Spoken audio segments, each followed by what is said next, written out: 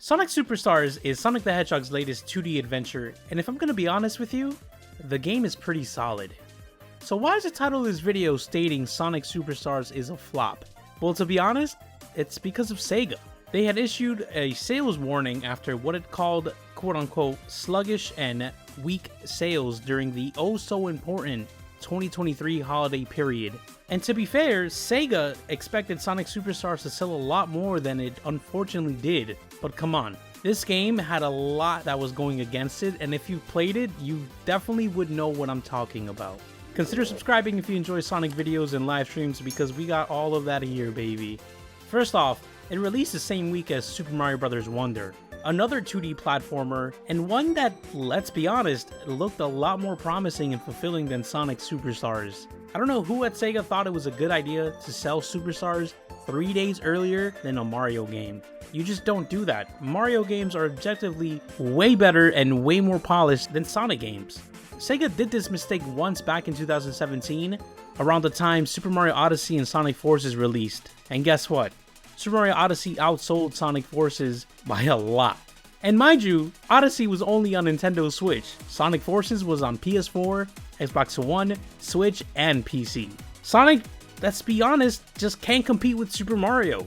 Those days are behind SEGA, and if they want their future games to be successful, I suggest they release their titles a month or so after a Mario game launches, or way before a Mario game comes out, just because people would have enough time to just play Sonic and not immediately drop it when a Mario game is right around the corner, or if a Mario game came out a week prior. Let's be honest, for this holiday season, a lot of people either just outright skipped this game entirely for Super Mario Bros. Wonder, or bought Sonic Superstars and dropped it the minute Mario Wonder came out. Hell, for that reason, I skipped Sonic Superstars initially until I was gifted it. I just personally can't justify paying $60 for this game, especially when Sonic Frontiers is also worth $60. Which, mind you, Frontiers is objectively a better Sonic game than Superstars. Look at the scope of this game. It's a 3D open zone game. This is a 2D game. I'm not saying 2D games shouldn't be worth $60, but it all depends on the quality of the game. And if we're being real here, Superstars should have launched at $40. $40 would have been the perfect price tag for this game, and it would have sold a lot more. Don't get me wrong, Sonic Superstars is a solid game, it's just not $60 solid. I'm having fun playing through it despite its copious amount of bugs and glitches. It's a fun time, but it's nothing to write home about, especially when you look at 2017 Sonic Mania, which is the definitive classic Sonic experience till this day. And it's still only $20, and it's been $20 since launch. And mind you, Sonic Mania came out in August of 2017 versus Odyssey and Forces, which came out October, November respectively. That game scratched that itch people get during the summer to play new games, and I think Superstars would have benefited coming out during the summer.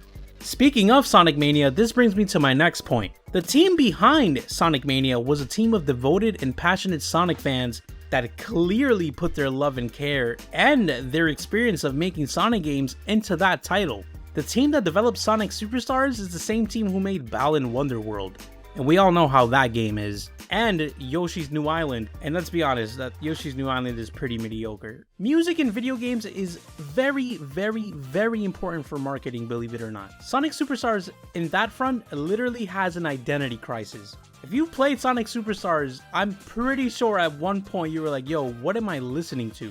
The music is very, very inconsistent. It's just jarring because on the positive side, Sonic Mania composer T. Lobes made some of the music for Superstars, and you can tell he had his hand in this project because the music he composed sounds really good. And then on the other hand, you have Jun Sonoe.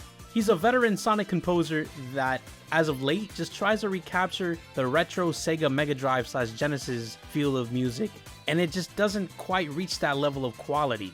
It didn't do it for Sonic 4 Episode 1 or 2, and it's definitely not doing it here either. Case in point, Pinball Carnival Zone.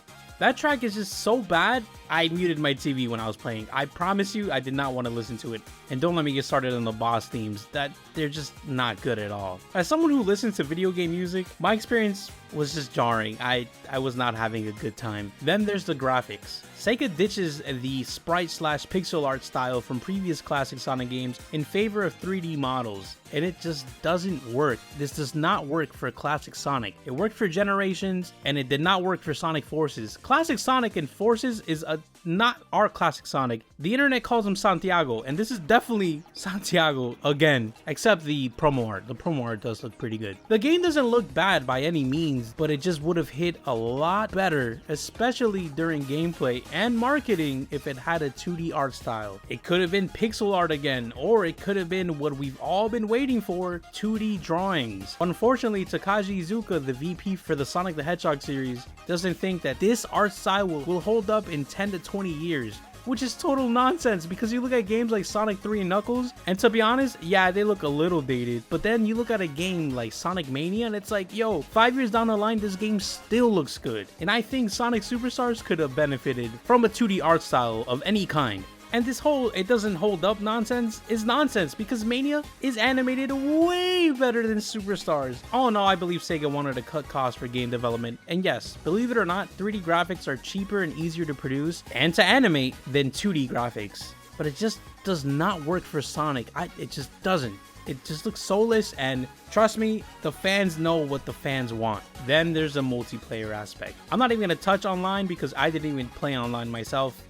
No. Sega tried to pull a New Super Mario Bros. Wii and failed miserably at local co-op. You just can't have 4 characters running at high speeds in a Sonic game and make it think it's gonna work. It barely works with 2 characters, imagine 4. It's not a good time. The marketing was just, oh, 4 players, Sonic, this, and that. Like, no, it just does not work. I played the game primarily, and thankfully, 1 player. And like I said before, I'm having a pretty good time. But 4 players, no. People can definitely tell this does not work. Look, I don't want to bash this game. The game is not that bad by any means. It's just unfortunate because it would have sold a lot of copies if Sega had given this game the love that it deserved. It gave it a team who, I'm sorry, it just doesn't seem passionate as the Sonic Mania team was. It released during a garbage time, especially when Spider-Man 2 and Super Mario came up that same week, and it was $60. This game for $40 would have been amazing. And it's a damn shame because Sonic Superstars features all new zones, bosses, the story's alright, nothing really too crazy, and they introduce characters like Trip and reintroduce characters like Fang. True Sonic fans will appreciate this game, just not the general public. And I think that's who Sega should have thought of as well when they were making this game. Sega, for whatever reason, if you watch this video, just put love into your games and work with fans again. I have been Mr. Awesome, and as always, stay golden.